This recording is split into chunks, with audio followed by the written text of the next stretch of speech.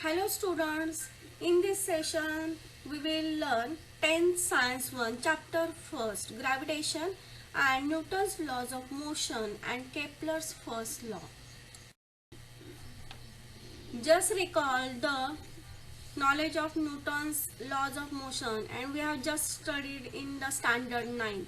So Newton's laws of motion relate an object's motion to the forces acting on it. Now you can observe in the first picture the situation is given that in first bus, suppose it is a standing and passengers are also standing. So the passengers are at a rest position. If the bus starts suddenly, then they will get a backward jerk because they are trying to maintain their rest position. In the second picture you can also observe that when the bus and also passengers are moving with the same speed, and if the driver applies a brake suddenly, then the passengers will get a forward jerk because they are trying to maintain their velocity. So these are the examples of the Newton's first law of motion. So we can define Newton's first law of motion as if a body is at rest or moving at a constant speed in a straight line, then it will remain at rest or keep moving in a straight line at constant speed unless it is acted upon by a force. Okay. Now in second images you can observe that a man is trying to push a mass of 400 kg, and you can just observe he is tired because he required more force to move that mass. But in second image the man was happy, he can easily push the object having mass 40 kg. So this is an example of Newton's second law of motion. In second image you can also observe that two boys are playing with bat and ball, and the ball with lighter weight it will go away from the bat, but the heavier ball remains there. So here we can define the Newton's second law as force is equal to the change in momentum per change in time. Okay, if we apply a more force on object, it accelerates at a higher speed. Okay, now we can take another example as if you use the same force to push a truck and push a car. We know that a truck is heavier than car, so the car will have more acceleration than the truck because the car has less mass. Okay, now in third images you can observe that the boy and the elephant are trying to pull a weight of 500 Newton, and they are applying equal force, equal in magnitude force, but in opposite direction. The force is balanced, so the rope remains as there. So this is an example of Newton's third law. In second image you can also observe that the balloon is goes up because action air that rushes down, and reaction of balloon it goes up. So for every action there is an equal and opposite reaction. You can take also simple example.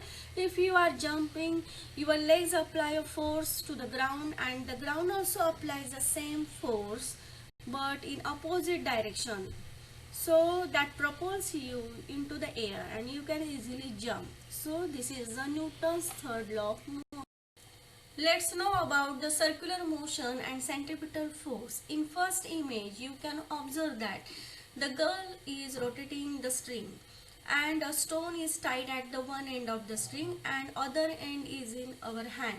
Okay, so as long as we are holding the string, we are pulling the stone towards us. That means if the force is stops acting, that means if we release the string, in this case the stone will fly off along a straight line which is a tangent to the circle at that position of the stone. The object tries to go towards the center of the circle because of this force.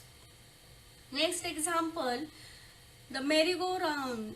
This is the example of centripetal force. In third figure, the centripetal force is towards the center and the object is the velocity of the object is tangential. Okay, so how to define the centripetal force? A force acts on any object moving along a circle and it is directed towards the center of the circle. This is called the centripetal force.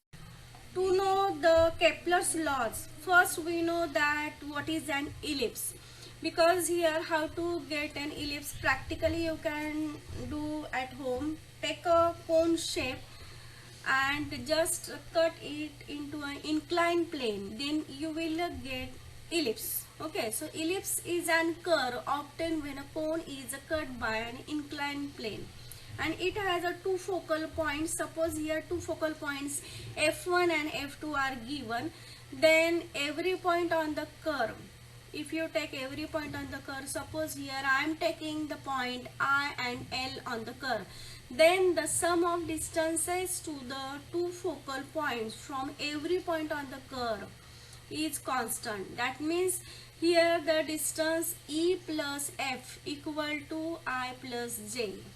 E is a distance of point I from focal point F1 and F is a distance from focal point F2.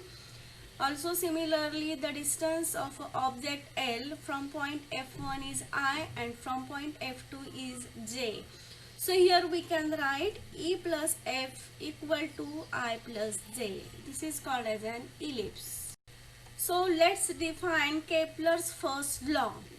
Here the orbit of a planet is an ellipse with the sun at one of the foci. Is called as a Kepler's first law.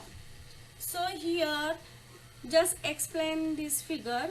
In this figure all the planets orbits the sun. Sun is given and there is a focus 1, focus 2 is also given, and one planet is revolving around the sun. That means it orbits the sun and it orbits the sun in a path called as an ellipse or as an elongated circle. So ellipse is a closed curve whose path is determined by 2 points or 2 foci within the ellipse. Okay.